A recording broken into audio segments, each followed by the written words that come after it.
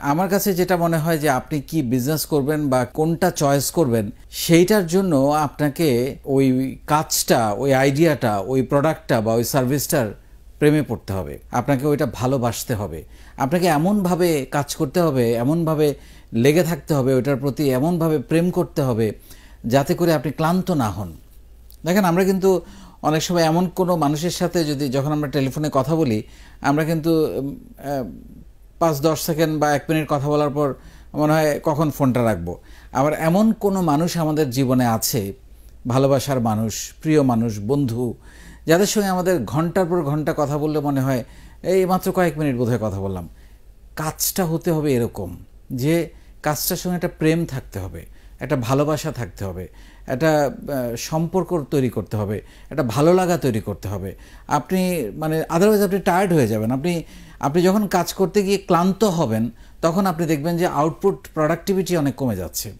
So আমি এটাকে একদম প্রেমিক প্রেমিকার ভালোবাসার মতো করে দেখতে চাই যে বিজনেসের সাথে বা বিজনেস আইডিয়ার সাথে বা কনসেপ্টের প্রেমে পড়তে হবে। আপনি যখন প্রেম করেন আপনি কি করেন, সর্বোচ্চ বেস্টটা দেওয়ার চেষ্টা করেন। আপনি পারলে রোদে ভিজেন, রোদে পড়েন, বৃষ্টিতে ভেজেন।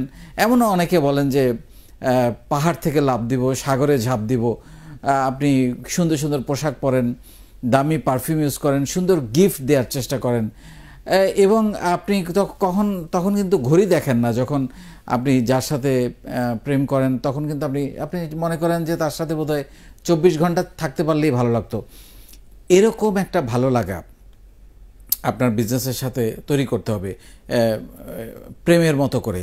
সো আমি এই জিনিসটাকে এইভাবে কম্পেয়ার করার জন্য বলছি যে আপনি সেই একই আবেগ, ভালোবাসার একই অনুভূতি, একই কষ্ট, একই ভালো লাগা, একই লেগে থাকা, একই ডেডিকেশন, একই প্রেম আপনি যদি আপনার বিজনেস কনসেপ্টে ঢেলে দেন, আপনাকে আটকানোর কেউ নেই। আপনার সফলতা আটকানোর ক্ষমতা কারো নাই।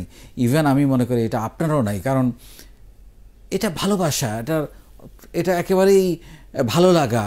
এই কাজটার প্রতি আপনি যদি প্রেমে পড়েন, কাজটাকে যদি আপনি ভালোবাসেন, আপনার সফলতা শুধু সময়ের ব্যাপার।